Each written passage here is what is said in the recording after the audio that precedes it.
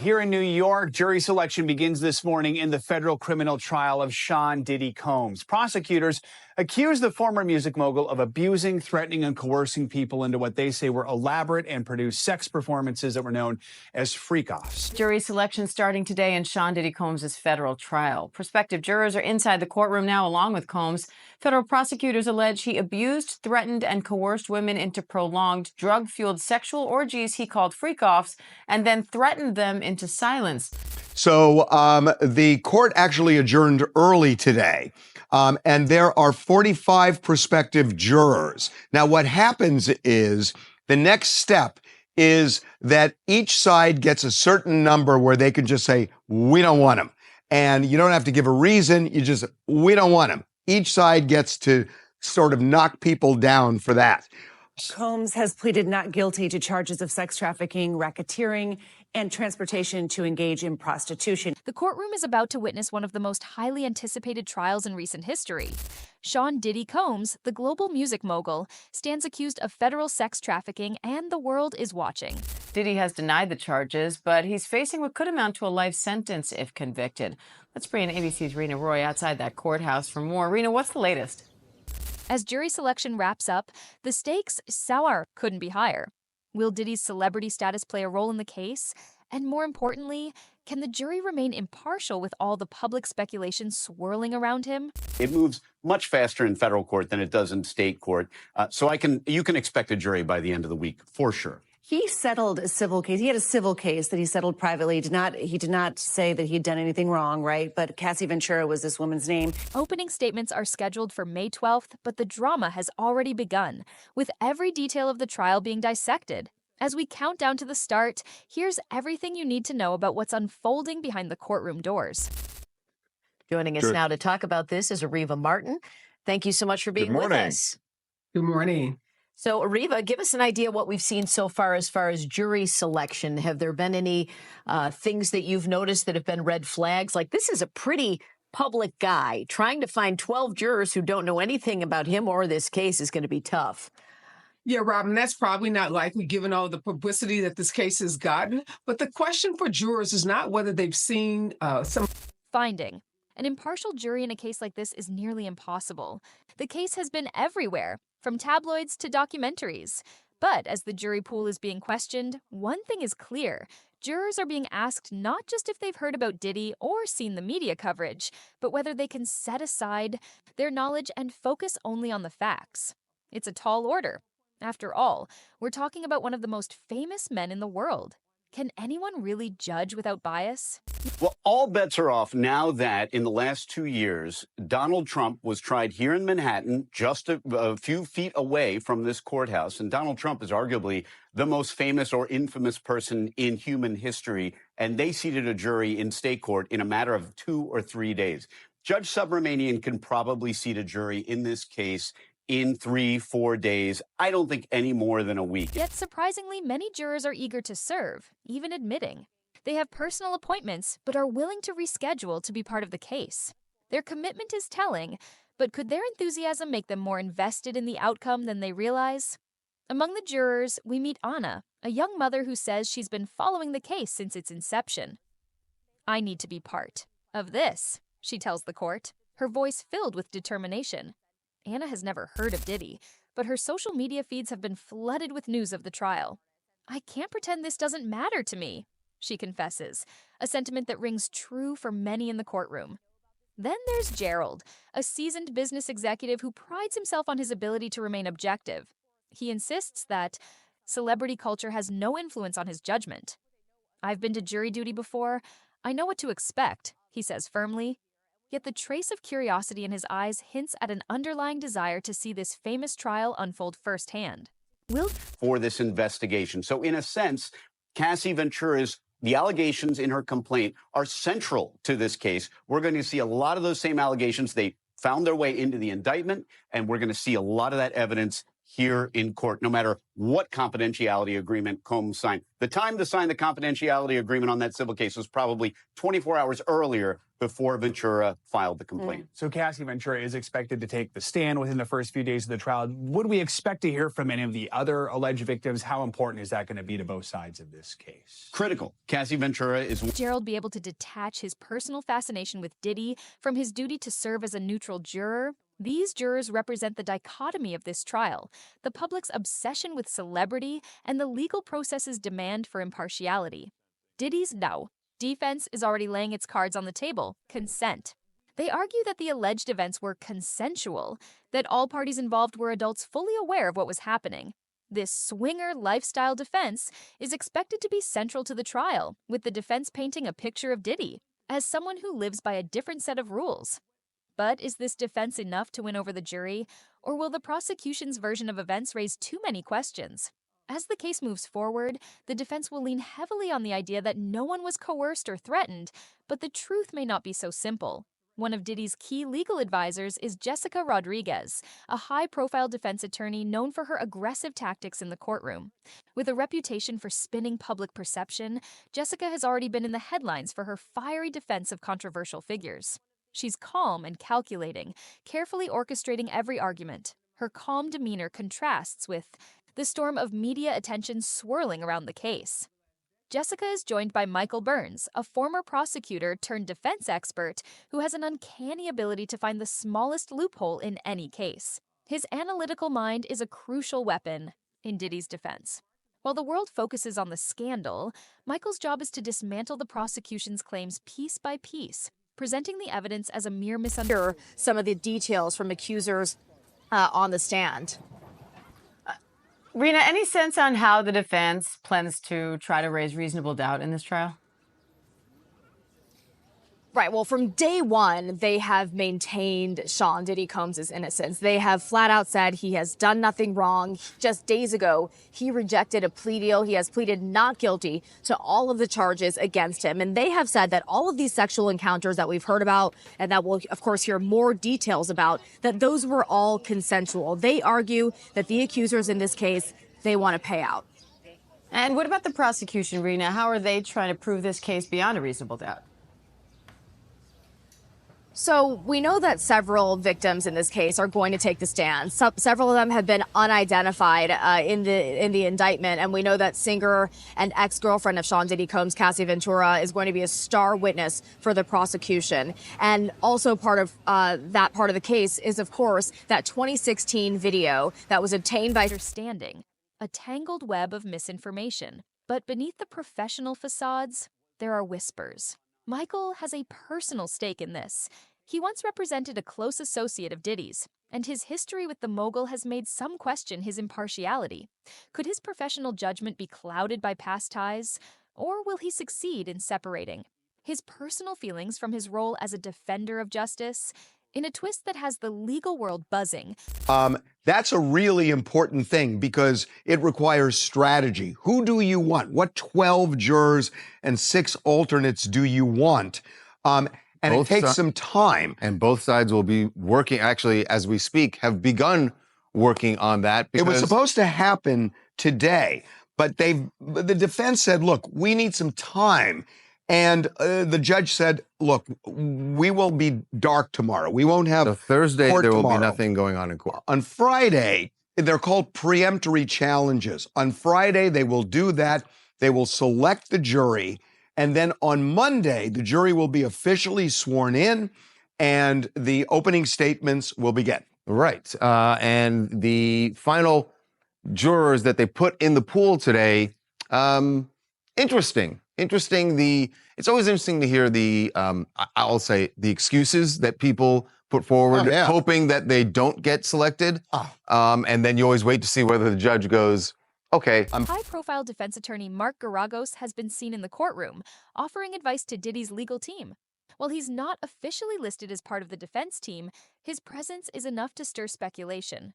Garagos is a seasoned lawyer, having been involved in some of the most controversial cases of the past decade. Could he be gearing up to officially Clearly, though, has been in the courtroom giving advice to the lawyers who are representing Sean Diddy Combs.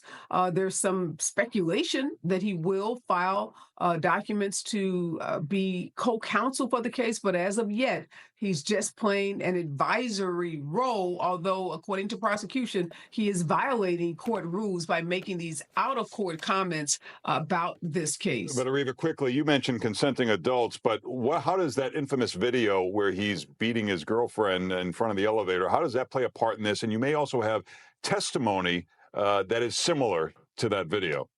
Well, Larry, I mentioned consenting adults because that's what the defense I is understand, playing. sure. But we should state that very clearly the prosecution has a very different perspective on what happened. And we're going to see witnesses that come into this courtroom and testify on behalf of the prosecution that they were coerced, that they were intimidated, that they were threatened, and that this was not.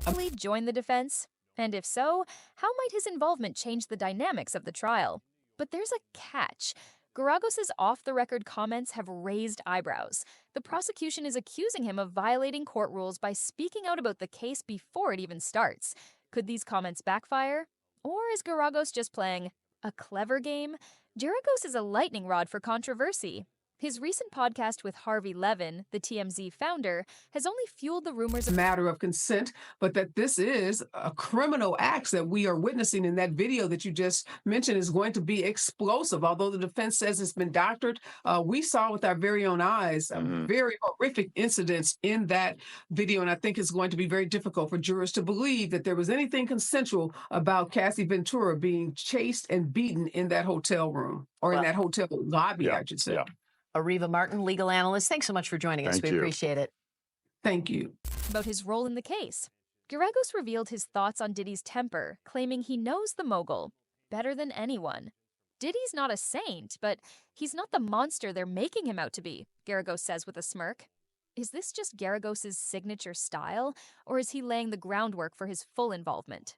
Prosecution isn't pleased. They've been quick to accuse him of violating court rules, but Garagos is a master at stirring the pot. Is this all part of his plan to destabilize the prosecution before the trial even begins?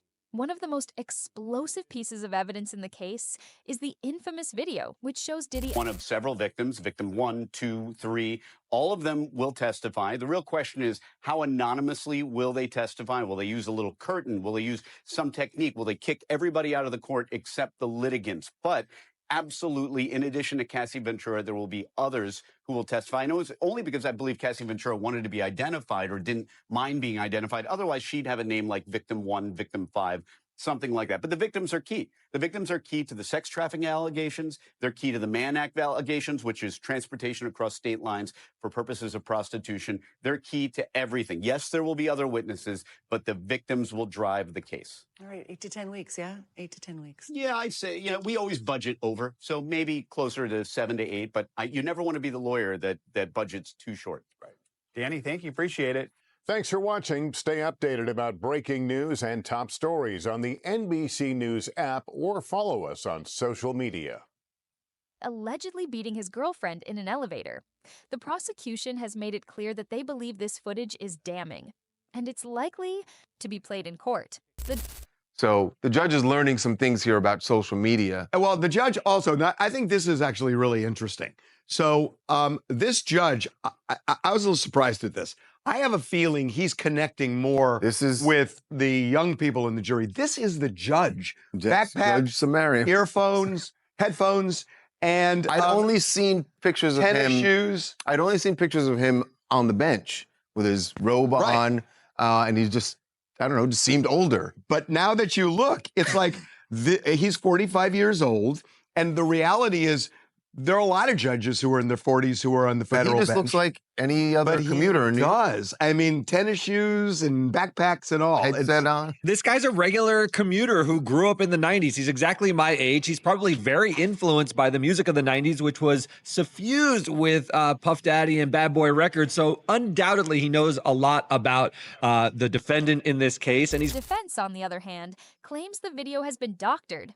But with such a critical piece of evidence in play, can they really convince the jury that this was a misunderstanding? The video is a game changer, and witnesses will testify that what happened wasn't consensual, that they were coerced and intimidated.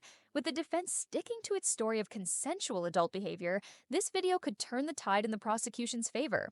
Will it be the smoking? Yeah, look, there's an element of this that is very entertaining. It is your podcast, and you speak openly about this case, and so does Mark Garagos. But being called to the principal's office in the middle of a trial and being told, like, I'm going to be listening, it's not exactly an endorsement of the podcast. It's going to make Mark probably a little nervous to be talking on the podcast. Well, that's what I want to see. We haven't done it this week yet. I can't wait to hear what he does this week.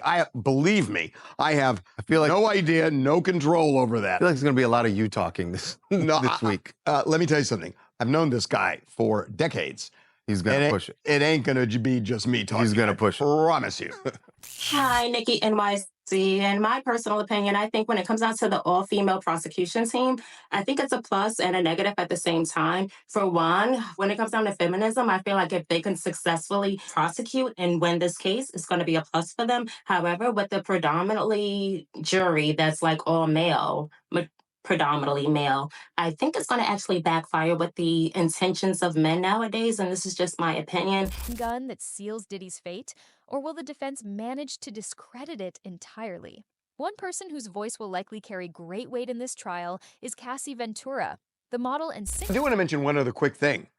They can't find witness number 3 still. This is apparently an ex-girlfriend of Diddy's who was one of the alleged victims. And prosecution can't find her. Right. Her attorney is trying to find her, and her attorney has said that she may not be willing to come and testify anyway. So we'll be see. Interesting. Okay, we're moving on. Yes, to Tom Brady, who has something he wants to testify to. That Netflix roast he did almost a year ago, almost exactly a year ago. Which he loved at the time. At the time, he loved it. Everyone who watched it loved it, said it was really one of the funniest productions that was put together all last year. And now Tom has some regrets. He was on Logan Paul's podcast and opened up about what happened after the roast, not immediately after. He was fine immediately after. He was partying, had a good night. But the next day, things were a little rough with his children. Who was involved in the now infamous elevator incident. While Cassie has remained mostly silent about the events, legal sources suggest she may be called to testify. Her testimony could serve as a key turning point in the case, offering a first-hand account of what really happened in that elevator. Cassie's silence has raised questions. Is she protecting Diddy? Or does she fear the repercussions of speaking out? The world is waiting to hear her side of the story. As the trial edges closer, there's not the slightest inkling, according to the interviews that I've done, of anything that's coercive, non-consensual, and it was adults and consensual, and everybody who was there wanted. Federal sex trafficking trial of Sean Combs. Combs has pleaded not guilty to the 5 counts against him. Lawyers questioned dozens of prospective jurors over the past 2 days, trying to find a jury who could be unbiased and judge the case fairly. Opening statements are set for May 12th. The trial is expected to last for 2 months. And one of the things that happened in court is we now have a new listener. We do. That judge. Yes. Judge Subramanian said that he will be watching and listening to the Two Angry Men podcast. But not necessarily because he's a fan. No, he's watching and listening because of something that you're... Questions continue to mount. With high stakes and high drama, every day promises to bring new revelations. Will Diddy's celebrity status protect him, or will the weight of the evidence prove too much to overcome? The courtroom battle is just beginning, and the world is watching. Stay tuned as we continue to bring you the latest updates from the trial, because this is one story you won't want to miss. Buying it, I'm not buying it. Some very interesting ones, including Star Wars. Star Wars came into play in the court today as one juror said he was just at home. He said he's not working, and he's at home watching Star Wars. Actually, he said he's binging, and the judge said, "Binging? What do you mean? What do you mean you're binging?" He said, "Oh, I'm just binging. I'm watching Star Wars." And the judge said, "Okay, you're watching Star Wars. What? I think the judge thought he meant the movie, and he said, "No, Andor." And then he admitted, he's like, "I'm not working right now. I'm really kind of lazy." I don't know if the judge. That doesn't sound like a good excuse. Do we know if the judge took that one?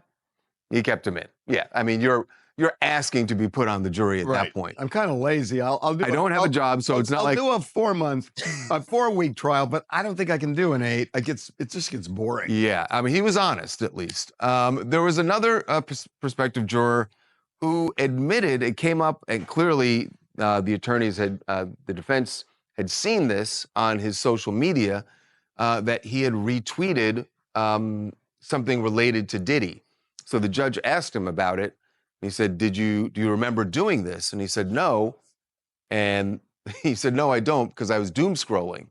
And then the judge said, the hell's doom scrolling? What's doom scrolling? And he said, I was just jumping around on the internet.